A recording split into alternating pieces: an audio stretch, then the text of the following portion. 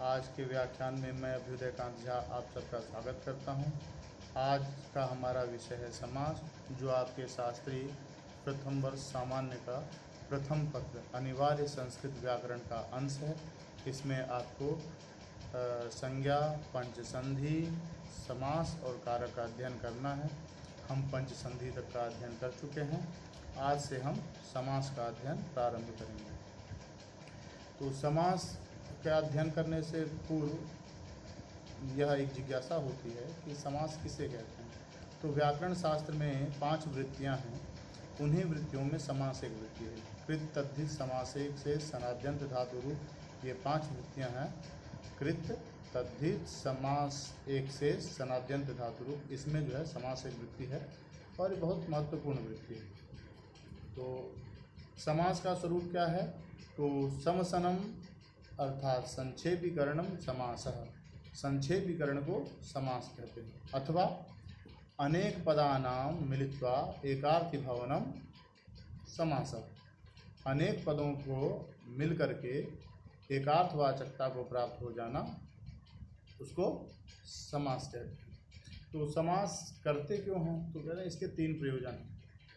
समास करते हैं कि एकाधिक पद मिल करके एक पद हो जाए, यह पहला प्रयोजन है। विभक्ति का लोप, 2 पदों या 3 पदों के में जो विभक्तियां हैं उन विभक्तियों का लोप हो जाए। और तीसरा, विभक्तियों का लोप होकर के एक पद हो जाने से वह एक स्वर को प्राप्त हो जाए। यह 3 प्रयोजन है जिसके कारण हम समास करते हैं। तो समास का स्वरूप हो गया। यह जो समास है, यह समास 5 प्रकार का है।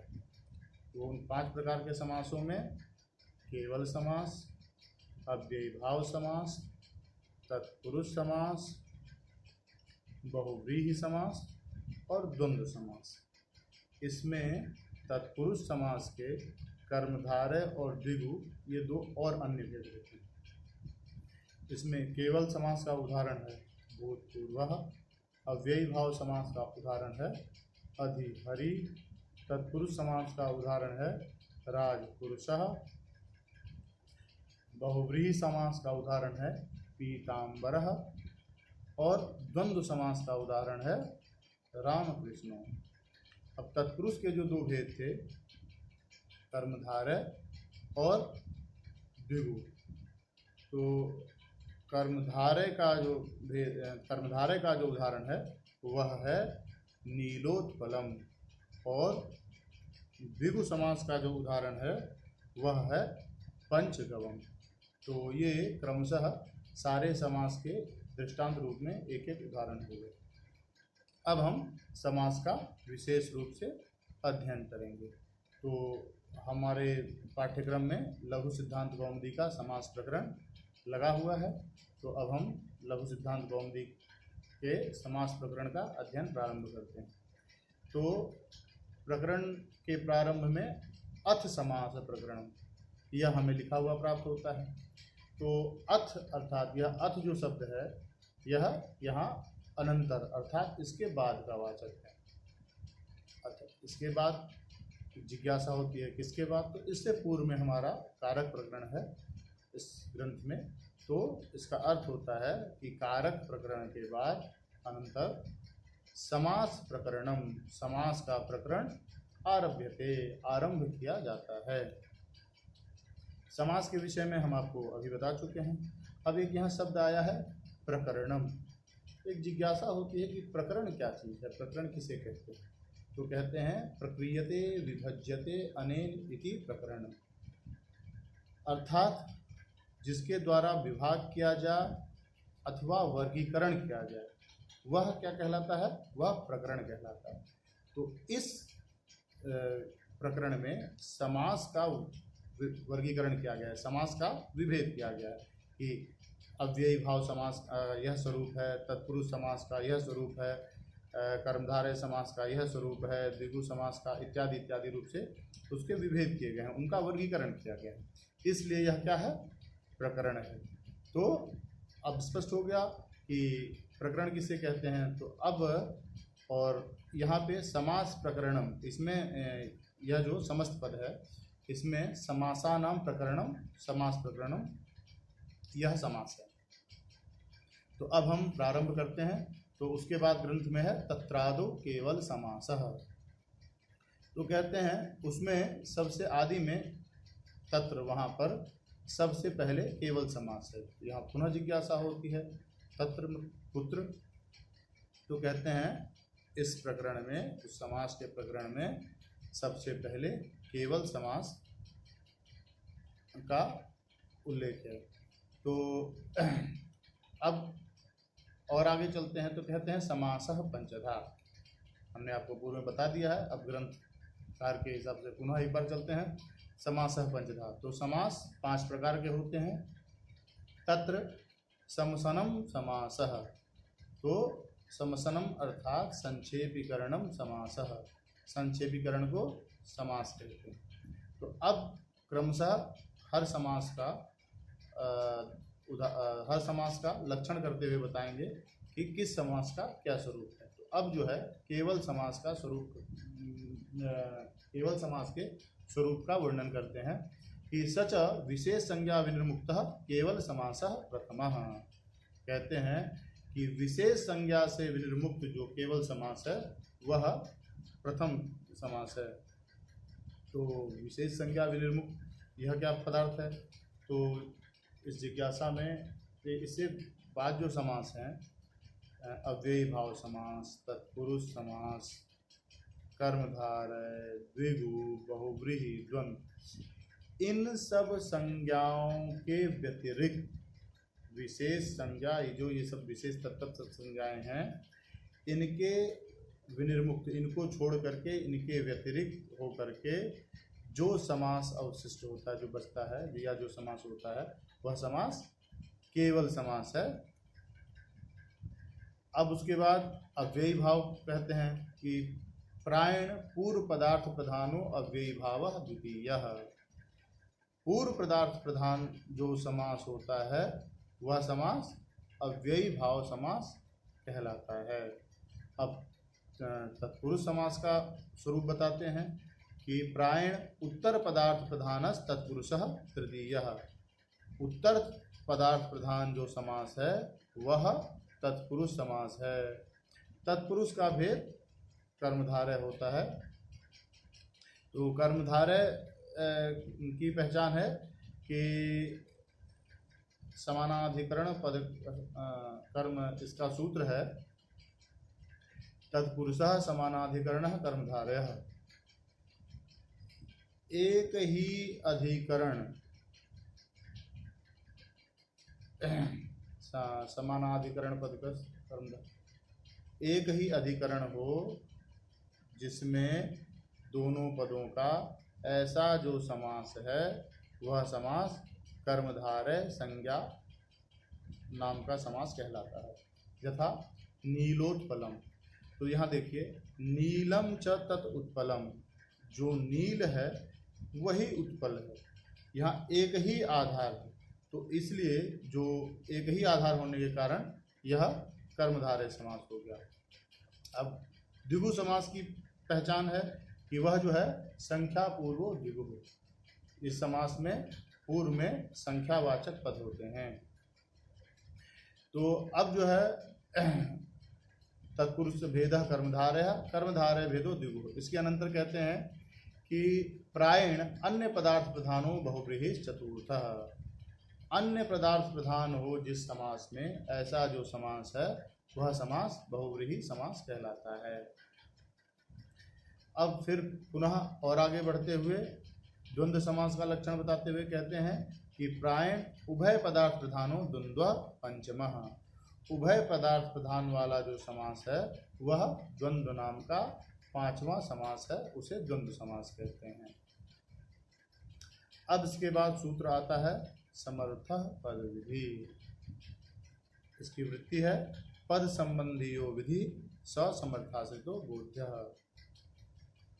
पद संबंधी, तो पद संबंधी विधि अर्थात आपसे सबको पता है कि व्याकरण शास्त्र पद शास्त्र है, और यह जो समास हम कर रहे हैं यह एकाधिक पदों की संक्षेपीकरण की विधि है। तो यह जो है पद संबंधी विधि है। तो यह जो पद संबंधी विधि है वह समर्थाश्रितो बोध्य, वह समर्थ पदों की विधि है, इसलिए जो समास जो है दो समर्थ पदों का समास होगा, तो इसलिए यह सूत्र आता है, कहता है कि पद संबंधी जो विधि ससमर्था से दो बोध्य, अर्थात पद संबंधी जो विधि होती है वह समर्थ पदों की होती है। अब इसके बाद अगला सूत्र है प्राकडारात् समासः। इसका अर्थ है कडाराः कर्मधारयः इत्यतः प्राक समास इत्यदि क्रियते। यह जो सूत्र है यह अधिकार सूत्र है। यह कहता है कि कडारा कर्मधारय इससे पूर्व तक समास इसका अधिकार चलता है। अब अगला सूत्र है सहसुपा। इसका अर्थ है सुप सुपा सह वा समस्यते। सुप का सुप के साथ विकल्प से समास होता है। समासत्वात् प्रातिपदिकत्वेन सुपोल।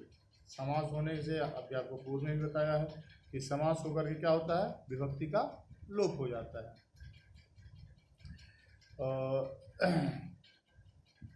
अब यहाँ पे वृत्ति का उल्लेख कर रहे हैं कि वृत्ति किसको कहते हैं, तो कहते हैं परार्थाभिधानम वृत्ति। तो परार्थ के अभिधान करने को वृत्ति कहते हैं। और अब समास का उल्लेख करके बता रहे हैं कि वृत्तियाँ, वो जो वृत्तियाँ हैं वह उनमें समास वृत्ति है। तो कृतद्धित समास एक से सनाद्यंत धातु रूपा पंचवृत्तयः, उन वृत्तियों में समास एक वृत्ति है। वृत्त्यर्थावबोधकम वाक्यम विग्रह। वृत्ति के अर्थ का अवबोधक जो वाक्य है वह क्या कहलाता है, विग्रह कहलाता है। और सच अलौकिको अलौकिकश्चेति विधा। वह जो विग्रह है वह लौकिक विग्रह और अलौकिक विग्रह के भेद से दो प्रकार का होता है। जैसे राजपुरुषः, इस पद को ले लीजिए, तो यहाँ राज्ञः पुरुषः यह जो है यह लौकिक विग्रह है, और राजन्नस् पुरुषु यह अलौकिक विग्रह है। तो लौकिक और अलौकिक के भेद से दो प्रकार का विग्रह होता है। अब ग्रंथकार उसी को कहते हैं कि भूतपूर्व का उदाहरण देते हुए कि तत्र पूर्वम भूतः इति लौकिकः। पूर्वम भूतः यह जो विग्रह है लोक में प्रसिद्ध है, सामान्य व्यक्ति इसको जानता है, इसलिए यह क्या विग्रह है, लौकिक विग्रह है। तत्र पूर्वम भूतः इति लौकिक विग्रह, और पूर्वम भूतसु इत्यलौकिक विग्रह। तो पूर्वम भूतसु यह विग्रह जो है यह अलौकिक विग्रह कहलाता है। वह इसलिए कहलाता है क्योंकि इस विग्रह का ज्ञान उसी को हो सकता है जिसने शब्द शास्त्र अर्थात व्याकरण शास्त्र का अध्ययन किया है, इसलिए यह जो है यह अलौकिक विग्रह है। अब प्रयोग आता है भूतपूर्वः। इसका पूर्वम भूतः यह जो है इसका लौकिक विग्रह, और पूर्वम भूतः यह लौकिक विग्रह, अब पूर्व अम भूतसु यह अलौकिक विग्रह। अब यहाँ सहसुपा से इसका समास हो जाता है। समास होने के कारण विभक्ति का लोप हो जाता है।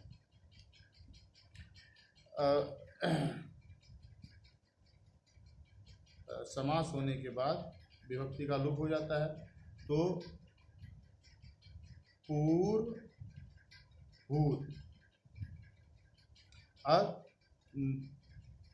भूतपूर्वे चरट इति निर्देशात भूत शब्द से पूर्व निवातक। भूतपूर्व चरट इसके निर्देश से भूत जो शब्द है उसका पूर्व निपात कर लेते हैं। तो भूत का निपात पूर्व, पहले पूर्व निपात अर्थात उसका पूर्व प्रयोग कर लेते हैं। तो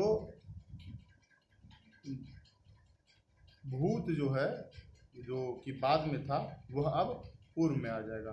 तो भूत पूर्व पुनः प्रातिपदिक संज्ञा होने के कारण फिर प्रथमा एक वचन में सु को ससजुसोरु से रुत और खरवसाने और विसर्जनीय से विसर्ग भूतपूर्व, यह जो आपका प्रयोग है यह सिद्ध हो गया।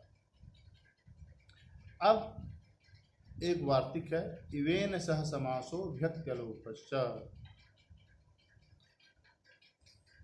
इव का समास होता है और विभक्ति का अलोप होता है। इव का समास होता है, समास में विभक्तियों का लोप हो जाता है, लेकिन इस वार्तिक के निर्देश से वागर्थाविव, यह जो प्रयोग है वागर्थो इव, इसमें वागर्थो इसका जो समास हुआ इव के साथ, और समास होने के कारण यहाँ विभक्ति का लोप होना चाहिए था, वह लोप नहीं हुआ, तो वागर्थो इव और अयादेश कर दिया तो औ को आव आदेश मिला दिया वागर्थाविव, यह आपका प्रयोग सिद्ध हो गया। अब इति केवल समास, यहाँ पे केवल समास का प्रकरण आपका पूर्ण हो जाता है। अब इसके बाद आएगा अव्ययी भाव समास।